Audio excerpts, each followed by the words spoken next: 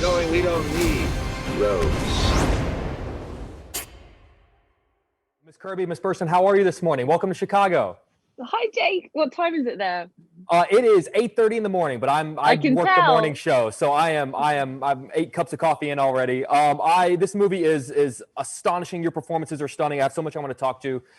Miss Kirby, I'm going to start with you. When you sign on to a role that you know is going to carry a lot of weight, and you know that it's going to sort of require you to tap into and exist in a very heavy place, and maybe you know it's not going to be the most joyful acting experience, what sort of like self-preservation, what sort of self-help do you give yourself when you hear cut in between the takes, when you go home at the end of the day, just so that you're not existing under this dark cloud for the entire production? That's a really good question. There's several things that I use, like having a really long bath, and talking to my sister at home and like really grounding yourself in the life that you have at home. But also in a way, I knew that, I don't know, I always felt this massive responsibility. I spent so long with mothers who had lost babies in this way and families, that I almost felt like it's kind of my duty to try and understand how they felt and kind of carry that message to people that might need it. So it's those things. And also, I spent a long time doing theatre, and sometimes you have to do 2 shows a day or something really difficult, and you get used to just like having a shower and just letting it go and try and have a laugh with someone that you love. And I do 5-minute live shots here in studio, and if I'm in a bad mood, I'm like, that's it, guys, I can't do it. So that's amazing to you. Ms. Burstyn, you've played characters who have had to deal with and endure grief and trauma before. Because it's the 20th anniversary, I'll bring up Requiem for a Dream. But I'm curious, as an actor, is grief comparable? Were there any similarities in how you approached the trauma in this film versus the trauma in Requiem, or do different types of grief kind of require different types of approaches? I would say different types of grief require different kinds of approaches. That's a very interesting question that I'm not sure I've ever really examined. I know where my areas of grief are. Mm-hmm. I know what I've experienced in my lifetime that has been the deepest grief possible. And that certainly is present and available to me.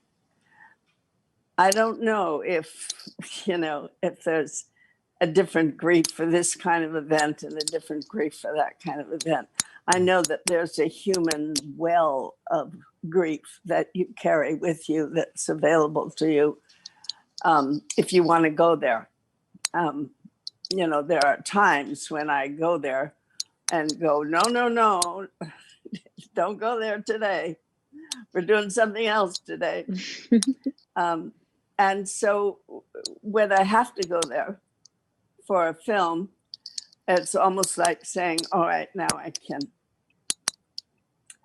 give voice to it. That's fascinating.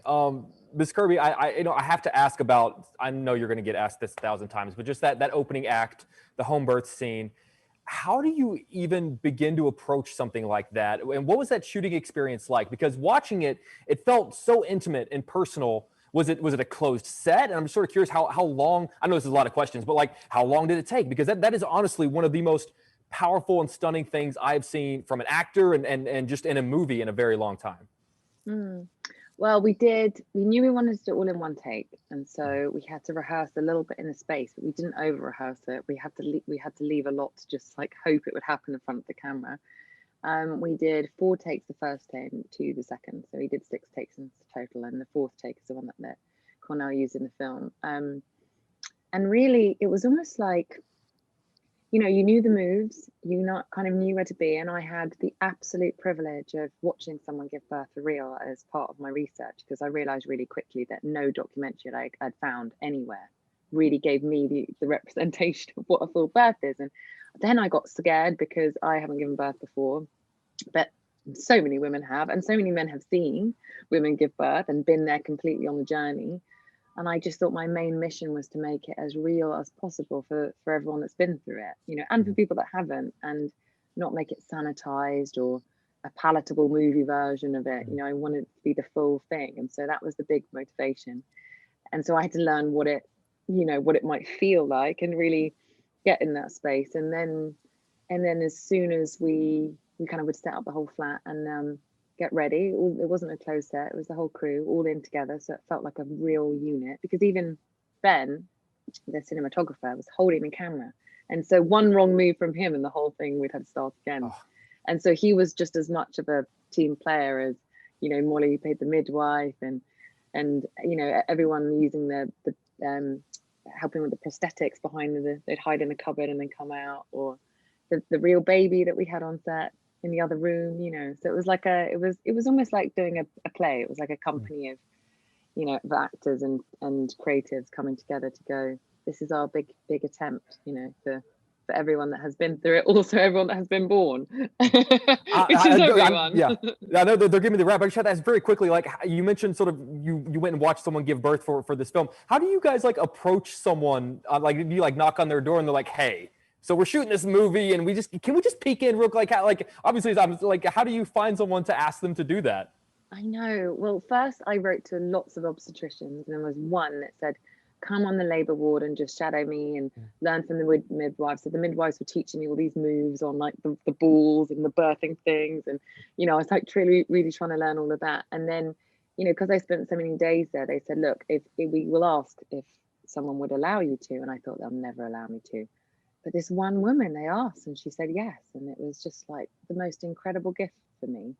And I'm sure they were. I thought, she don't want some actress coming in there. But actually, as a woman, I just felt so privileged, and I just sat there in honor of her, really. And it felt like a really, I don't know, it was just an incredible female experience. And I will be forever grateful to her just for that experience alone. You know, it was a miracle.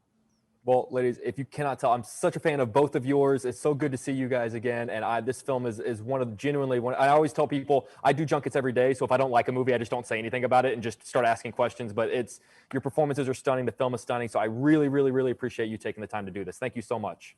Thank you. Thank you. That's so nice. All right. Have a wonderful day. Take care.